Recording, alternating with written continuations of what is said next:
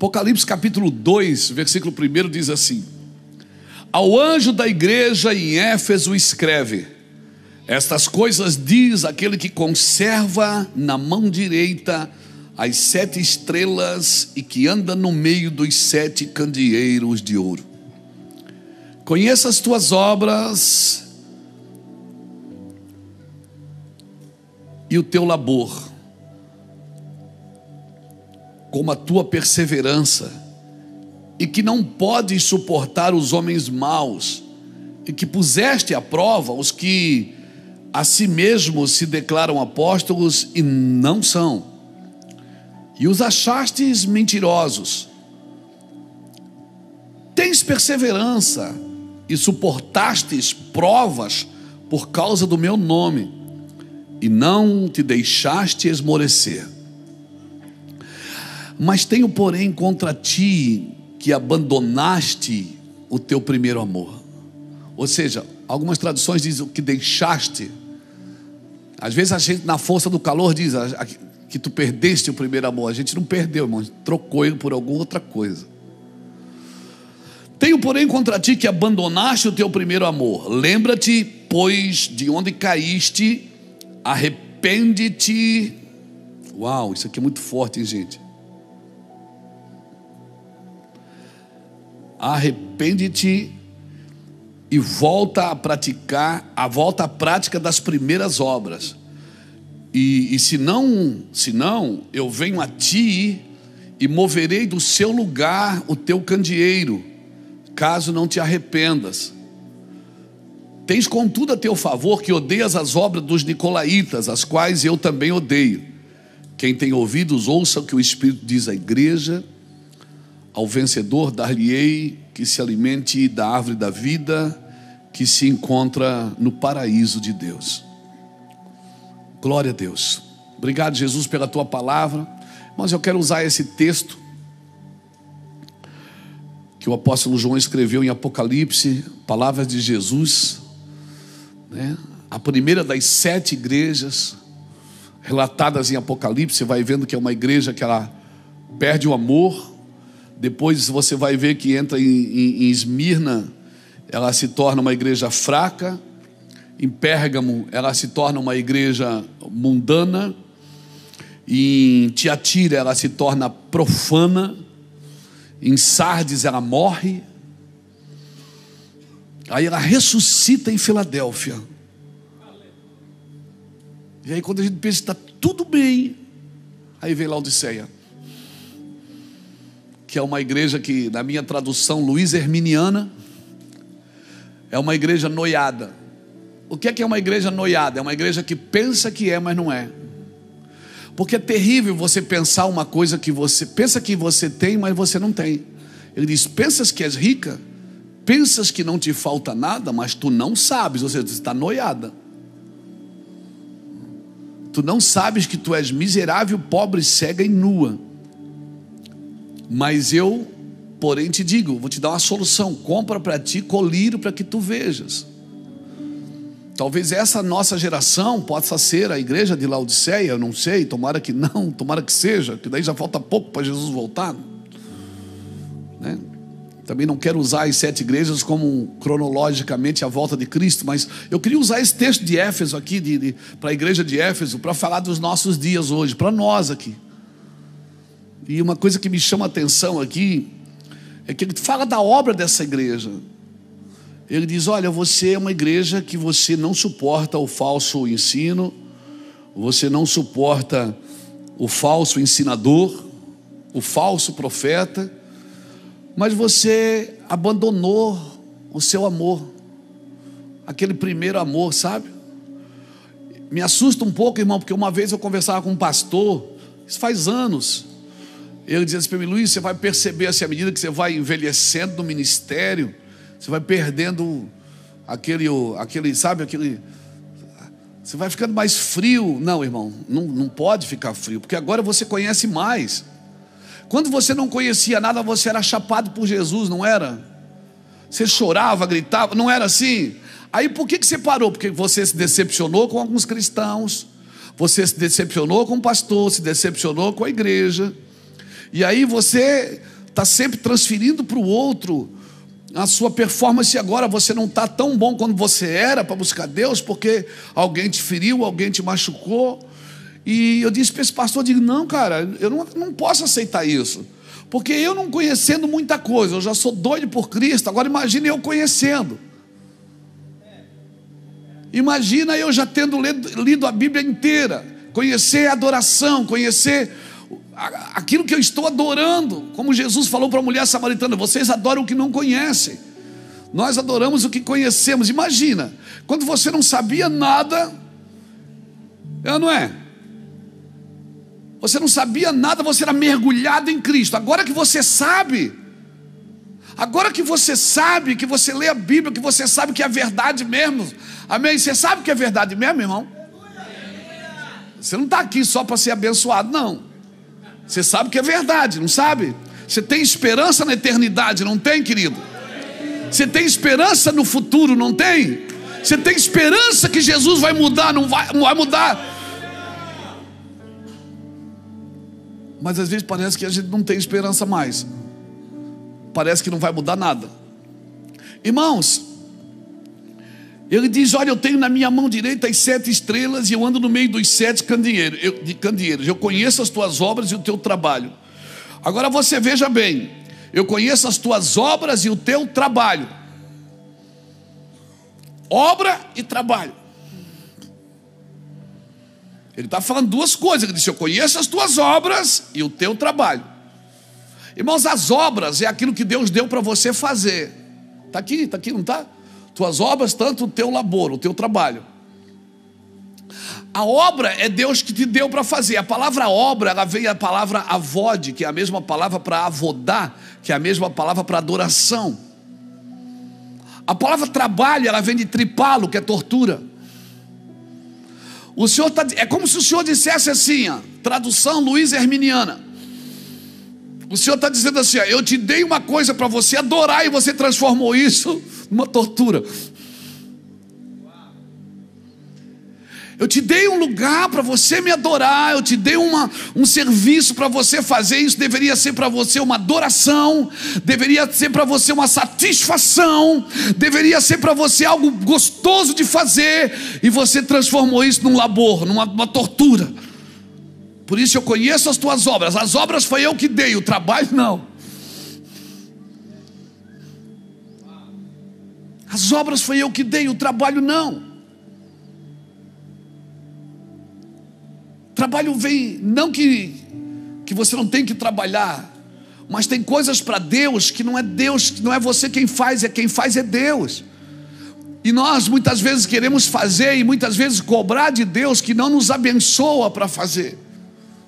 Não, irmãos, a obra é de Deus e só quem pode fazer a obra de Deus é Deus. Eu coopero com aquilo que Deus está fazendo. Eu não estou fazendo uma obra e convidei Deus para vir participar, não. É Deus que faz uma obra e me chama para estar dentro dela. Eu sou cooperador desta obra, mas a obra é de Deus e só quem pode fazer esta obra é Deus, irmãos. Então, irmãos, essa palavra, hoje eu estava pensando, hoje à tarde, nós almoçamos em família hoje, porque um dos nossos sobrinhos está indo para o Nordeste, o João, com a esposa e os filhos estão indo para lá, para a base do Nordeste, e nós almoçamos em família hoje. Foi, a despedida do João. e a família é grande, irmão, tem que fazer bastante comida. A dona Roseli fez a galinha velha com polenta. Glória a Deus. A mãe podia ter cantado no louvor hoje também. A mãe está bem vestida igual todo mundo aqui. Não podia, gente? Tudo de marrom, eu não sabia que era para vir de marrom. Eu e Charles viemos de preto. Né, Charles? É que nós somos church, né? Vocês não estão na visão, nós somos church. Aleluia.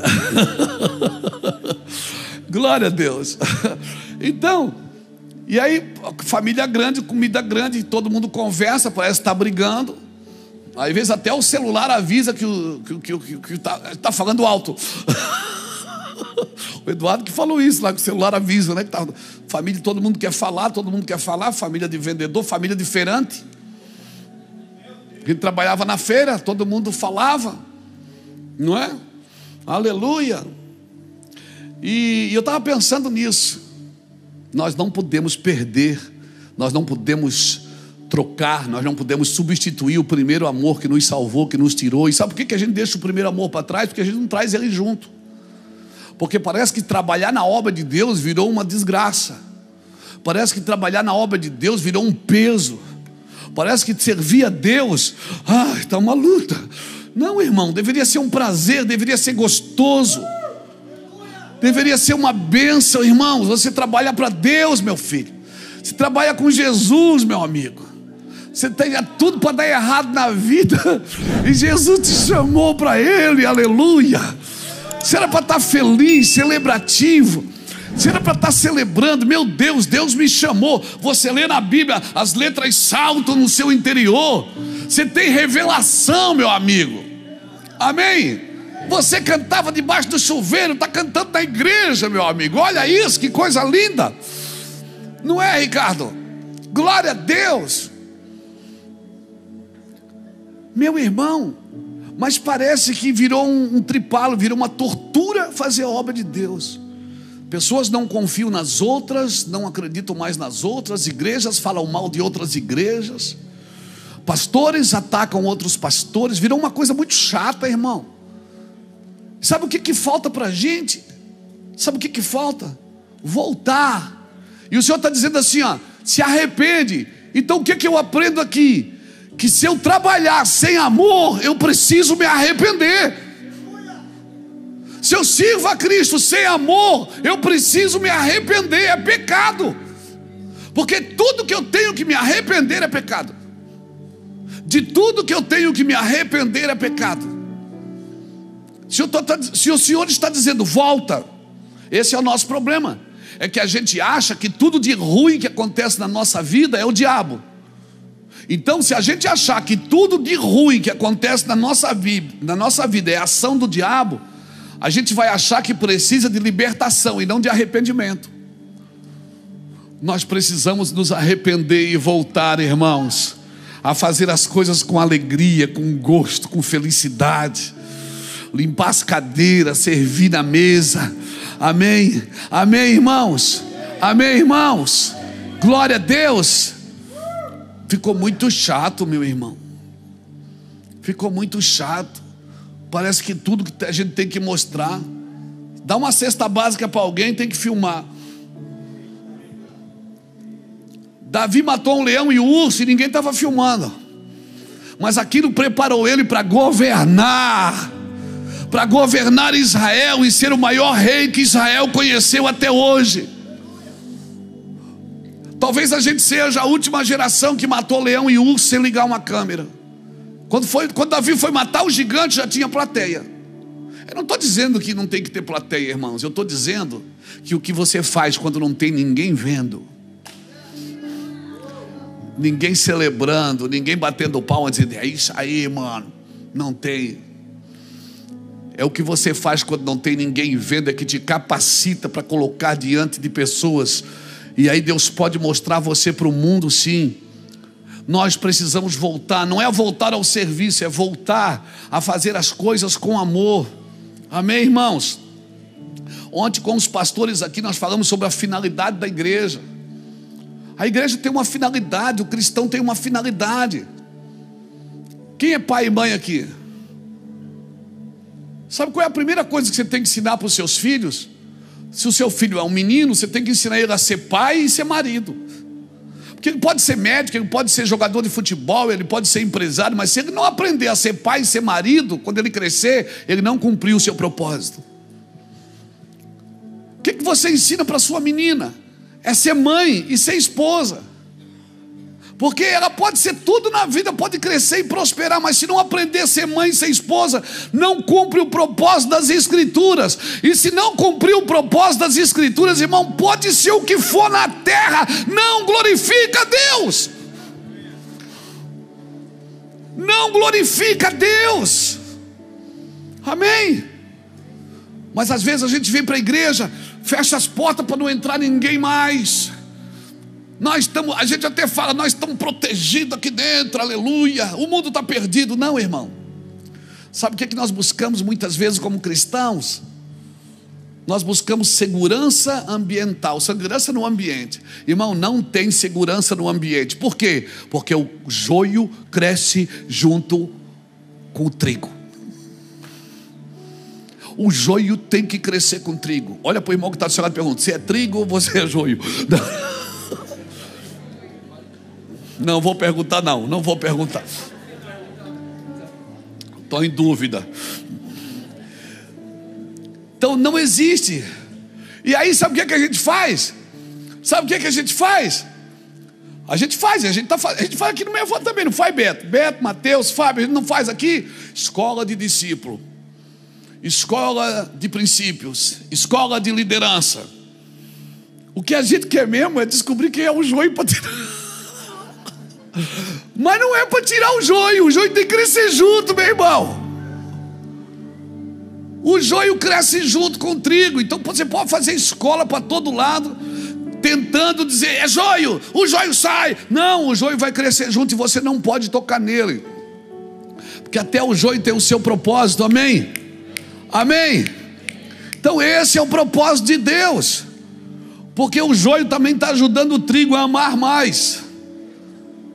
O trigo também tem um propósito para o joio. Quem separa o joio do trigo é o Senhor, não é você. Amém? Ah, mas eu sei, cara, que é um joio. Põe a sua mão aí, não. Não põe a sua mão aí. Deixa o menino rodar. Deixa o irmão, deixa a irmã. Ai, mas é uma luta. Deixa, tem que crescer junto. Você não tem coragem de perguntar de novo? Tem? Tem não, não pergunta não, para não rolar um sentimento.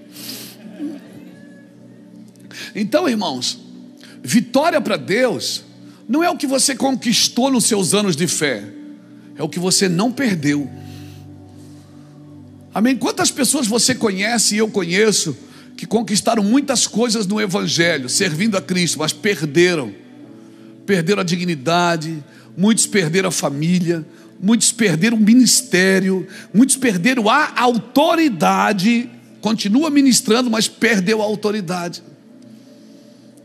Por quê? Porque, irmãos, para Deus, se você ler lá, bota aqui para mim, Hebreus capítulo 11, versículo 32 a 38, a galeria dos heróis da fé. Não vou ler Hebreus 11 todo porque é muito grande, mas Hebreus 11, 32 ao 38. O que mais direi, certamente me faltará tempo necessário para referir o que há.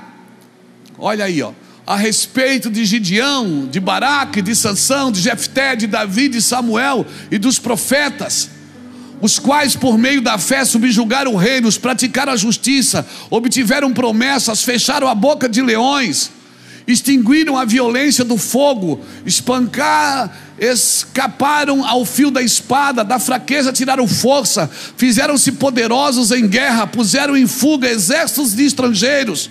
Mulheres receberam pela ressurreição os seus mortos, alguns foram torturados, não aceitando o seu resgate para obterem superior ressurreição. Outros, por sua vez, passaram pela prova de escárnios e açoites, assim até de algemas e prisões. Foram apedrejados, provados, cerrados no meio, mortos a fio da espada, andaram peregrinos, vestidos de pele de ovelhas e de cabras, necessitados, afligidos, maltratados, homens dos quais o mundo não era digno, errantes pelo deserto, pelos montes, pelas covas, pelos antros da terra. Olha para a galeria dos heróis da fé. O que é que eu aprendo aqui? Muitos venceram a força do fogo, e muitos morreram queimados em fogueira.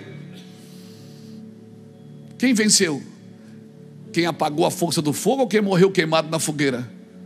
Os dois, irmãos. Muitos escaparam das pedras, muitos morreram apedrejados. Quem venceu? Quem escapou da pedra? Quem venceu? Quem morreu na pandemia ou quem se salvou dela?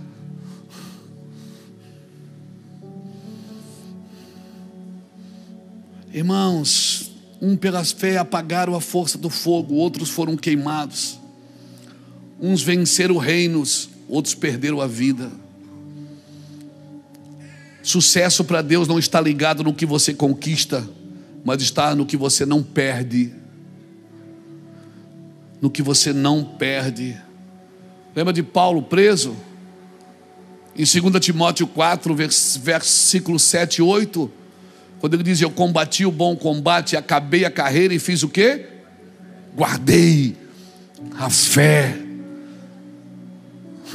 Se Paulo hoje tivesse preso aqui na Caianduba, e chegasse a notícia no jornal do Diarinho do outro dia: Paulo foi decapitado.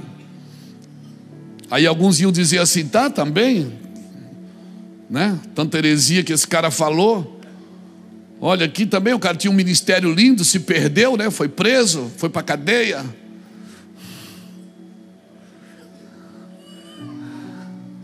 Ele disse: eu perdi tudo, mas eu guardei a fé.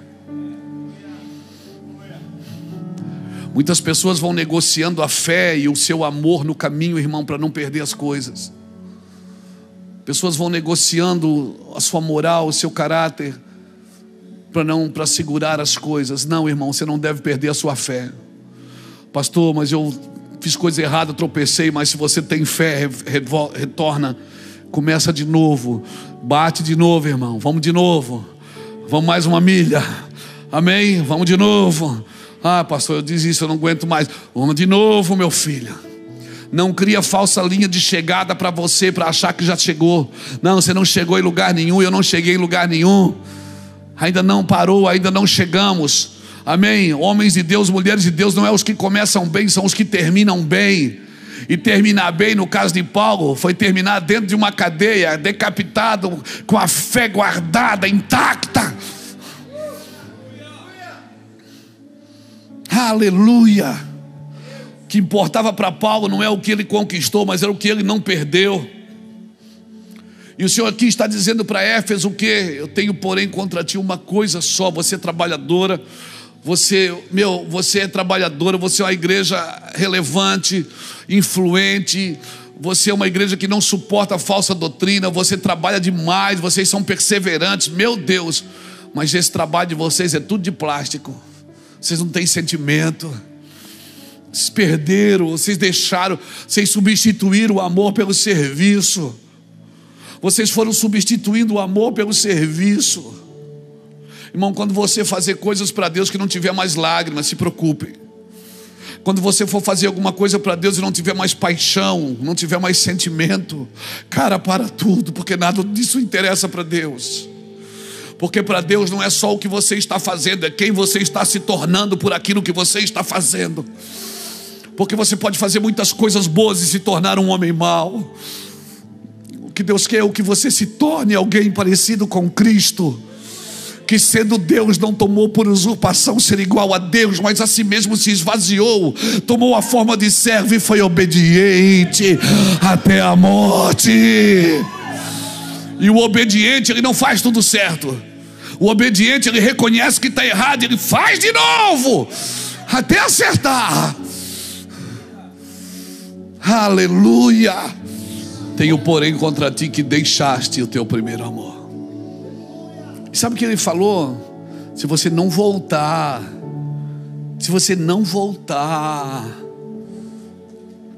eu vou tirar do meio de ti o candeeiro, o teu candeeiro. Meu irmão,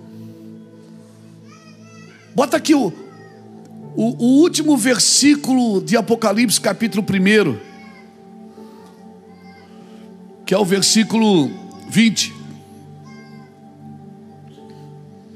Olha o que ele diz aqui: quanto ao mistério das 7 estrelas que viste na minha mão direita e os 7 candeeiros de ouro, as 7 estrelas são os anjos das 7 igrejas e os 7 candeeiros são as 7. Então o candeeiro é o quê? Igreja. Quando o Senhor diz assim, ó, se você não voltar, eu vou vir e vou tirar o teu candeeiro, ele está dizendo o quê? Eu vou tirar o quê? A tua igreja. Sabe o que ele vai dizer? Sabe o que ele está dizendo, irmão? Você vai continuar se reunindo, mas não é mais a minha igreja. Que eu vou tirar o teu dinheiro daí. Ou seja, vai ser uma reunião de domingo à noite, domingo de tarde, domingo de manhã, mas não é mais a minha igreja. É só uma reunião de gente ambiciosa que quer enriquecer. É só uma reunião de pessoas que querem buscar suprimentos para suas necessidades. Mas não é mais a minha. Eu vou tirar o candeeiro do meio de vocês. Você está me entendendo o que eu estou tentando te dizer, querido? Não deixa o teu amor esfriar. Você não pode ficar morno. Você não pode ficar morno. Irmão, se você assopra até acender o pavio de novo, você não pode ficar morno.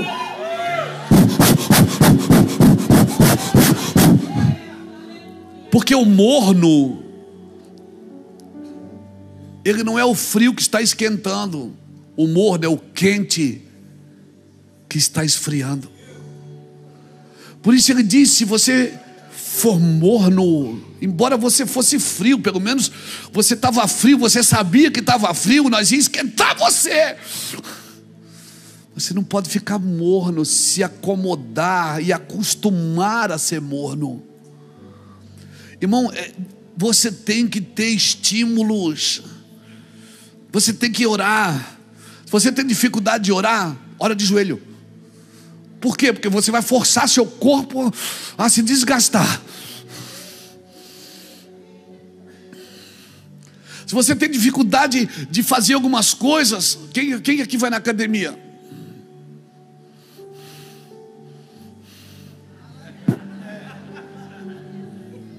Ô irmão, os primeiros 10 minutos é terrível. A gente diz assim: eu vou fazer um cardio. A gente liga o cardio e já fica olhando para os pesos.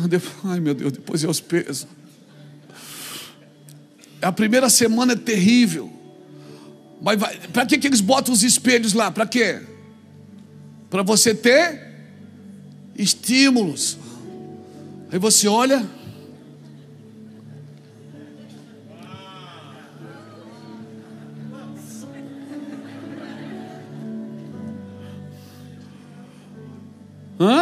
Gabigol.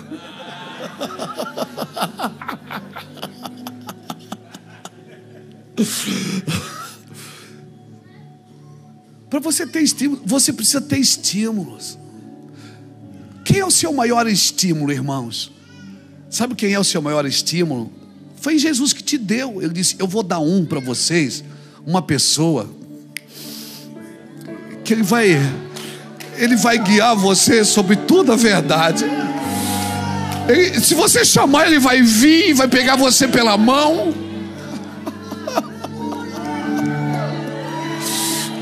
Se você chamar, ele vem. Se você pedir, ele vem. Se você preparar o lugar, ele vem. Se você cantar, ele vem. Ele vos guiará sobre toda a verdade. Ele é o maior estímulo dos céus para a sua vida. Ei, o Espírito Santo. Você não precisa de filosofia. Você não precisa de uma mentoria greca-romana. Você precisa do Espírito Santo de Deus. Aleluia. Ele disse: eu vou dar para você. Se você fechar os olhos e dizer: Espírito Santo, você está aqui, vem aqui agora. Duvido você estar aqui.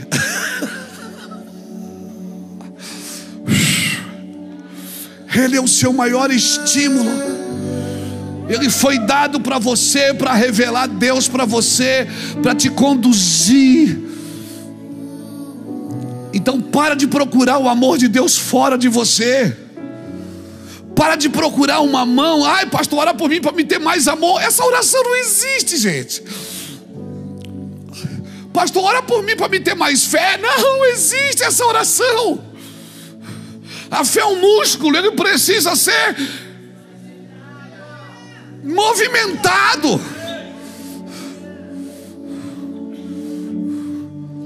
Ai, pastor, ora por mim, para mim. Eu não consigo orar, eu queria que o senhor orasse por mim, para mim voltar a orar. Oh, irmão, essa oração não existe.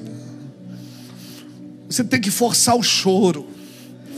Você tem que forçar. E por que você tem que forçar? Você tem que falar com o Espírito Santo. Espírito Santo, tô mal, cara, pisei na bola. Você pode me ajudar eu assim, desse jeito, caidaço assim?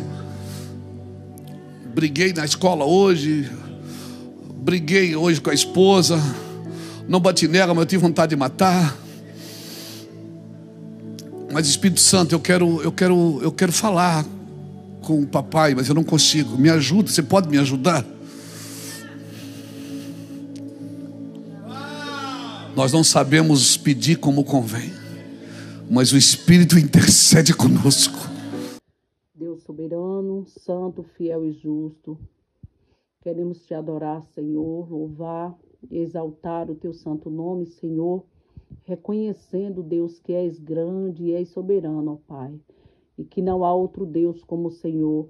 Por isso, Pai, meditando, Senhor, nesta palavra, no qual foi nos dirigida pelo teu servo, Senhor, que o Senhor venha, Deus amado, abençoar, Senhor, com as tuas misericórdias, ó Deus, para que nós consigamos, Senhor, manter firme e acesa a chama do teu Espírito dentro de nós, Senhor.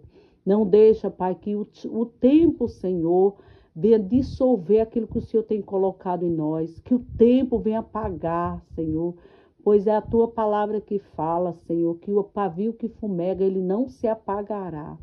Que a chama do Espírito Santo venha arder dentro de nós e que nós venhamos queimar numa geração que já não mais arde por ti, numa geração, Senhor, que já não quer mais, Senhor, derramar-se na presença, mergulhar totalmente na presença.